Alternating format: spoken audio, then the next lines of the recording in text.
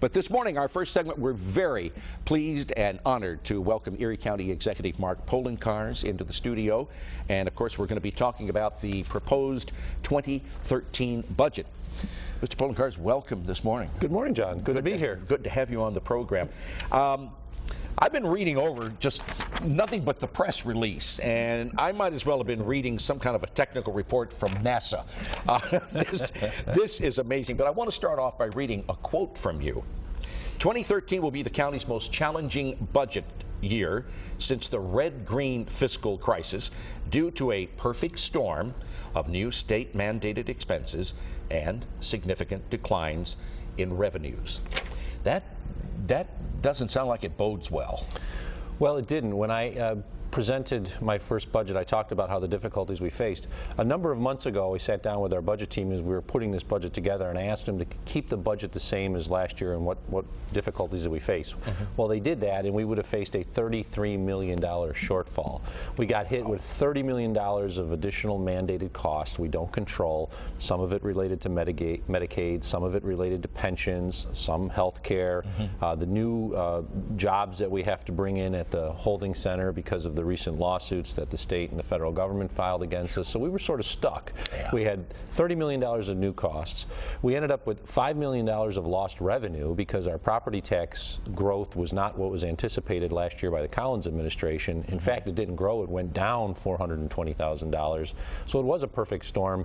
And as a result, we started going in there and we started cutting government. We cut various lines in all the departments. Unfortunately, we cut 63 jobs in the budget. 53 of them are vacant, so it's only 10 people who lose their jobs, but those are 10 people who are going to lose their jobs, and I didn't want to have to do that. You don't want one person to lose their job. No, certainly don't. We looked at areas where we could still provide the service, but we cut as much as we could. We're reinvesting the 2012 surplus. We're anticipating a small surplus of about $4.25 million, reinvesting that into the budget next year, and after all was said and done, we were still left with an $8 million gap, and that's why I proposed a very small property tax increase of 3.4%. A lot of people say that's a lot of money. Well, any property tax increase is not good, but I want to remind everybody we're talking about 3.4% of only the county portion, not all of your taxes, which roughly for someone who owns a $100,000 house is $1.50 a month. $18 a year. $18 a year. You would hardly notice that. Okay. You really would. Well, it's something that people would feel, but for $1.50 a month, you could probably pull that much change out of your couch cushion. Sure. That you ensure that our libraries are open, our sheriff's road patrols are out on the streets protecting the public, that we're funding the arts and cultural community, that we're going after the rats through our rat patrol, which we otherwise would have had to have cut. We hear from the public that they want certain services. Those are the people's mandates. We're stuck with the state and federal mandates, but we also have to ensure that the services are provided, and we presented a fair and responsible budget that does that. Call attention to the screen. We want to let viewers know you can give us a call at 644-9840. Your opportunity to speak with the Erie County Executive right here. And I understand we have a call already on the phone. So good morning and welcome to the show. Hello? Maybe I answered their question. Yes, there you are. Yes. We can't hear too well here in the studio. Okay. Go ahead, caller. Oh, okay, yes. I just would like to say to the county executive that I'm very proud of the fact that he stood up for the cultural community at a time that was really critical, and the libraries and the things that mean so much to this community, and that I hope that during this very challenging time with the budget that he maintains that stand to the best that he can, and that I really respect that.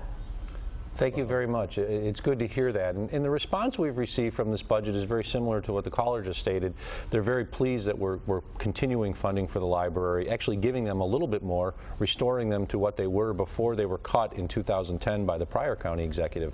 Of course, some have complained, but we expected this barrage of emails and phone calls. We didn't get that.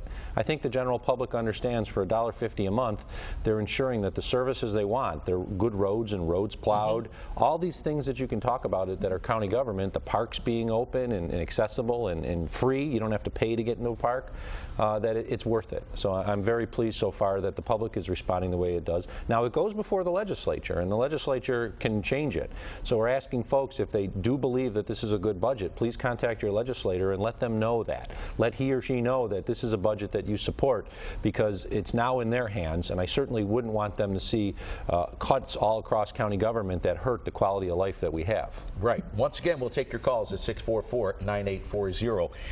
I was thinking that back during the election when you were running for the office, I was thinking how important it was. I'm a big theater goer. Mm-hmm. I have season tickets to Shays and try to catch as many of the shows around the area as I can. It's almost like if the theaters had taken advantage, you had a captive crowd in all those theaters. I'm really surprised they didn't put up posters with your picture and your name and everything all over it, because they were feeling the crunch, and I think a lot of people were very scared about that in our arts community. Well, I would say this: I had very good support in the arts and cultural community from the individuals associated with it. The organizations themselves can't go out there and politically advocate on behalf of one individual or next, mm-hmm. but the individuals associated with the arts and cultural community did support it. The members of the Greater Buffalo Cultural Alliance and the Arts Services Initiative, a week after I issued my budget, held a press conference stating that this is a very good budget. They're supporting it, not just the funding for the arts and culturals, but the entire budget. I think we need to remember that our arts and cultural community is an important economic driver for all of Erie County and Western New York. There's reports out there for every dollar that we invest of governmental money in our arts and cultural community, in the long run, $7 of economic impact is generated.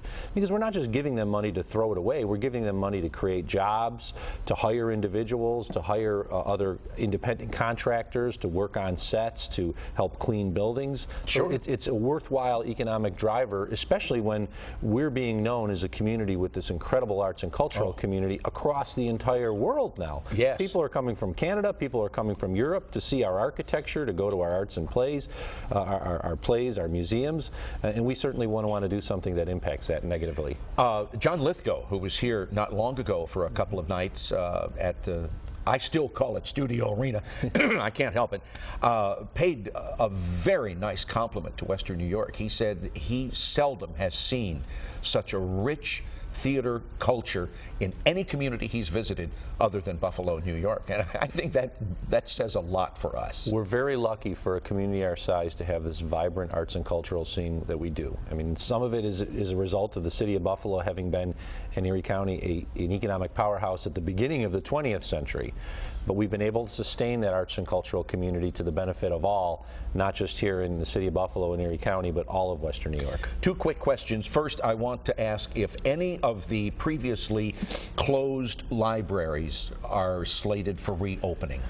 No. The library asked for $3.5 million above and beyond what they received last year. We were only able to give them $300,000. Mm-hmm. We would have loved to have been able to fully fund the libraries, but to do that we would have either had to have raised taxes that much more higher, mm-hmm. or cut other services. It just wasn't affordable in this year's budget. Hopefully in the future we'll be able to go back and look at that, but not for 2013. And I really am reluctant to bring this up. It's like beating a dead cat or something, but the stadium they want to put on the water. I mean, I've seen an artist rendering of it, and there was no parking, I mean, that I could see in the rendering. But it goes beyond that. There's no highway infrastructure to get to where they wanted it, right? Well, the proposers of the stadium idea did not reach out to Erie County. They did not reach out to New York State. And they didn't reach out to the Buffalo Bills. Or the Bills. Which, right. If you're going to talk about a stadium for the Bills, you think you'd reach out to them and ask them what they need, other than a 100-yard football field. Yeah. As you know, there's not enough parking. Allegedly, they're saying there's 5,000 spaces. Well, there's approximately 16,000 to 18,000 spaces at Ralph Wilson Stadium. Where are you going to put the other 12,000 cars? Exactly. There's not enough room to handle the traffic. We're looking at getting an extension of the facility so that Ralph Wilson Stadium continues to be the incredible place for football that it is. Mr. Poloncarz, thank you so much for being with us John, this morning. My pleasure. We really appreciate it very much. Folks, we're going to put up the information you need to go to the Erie County Executive's website. There it is, markpoloncarz.com.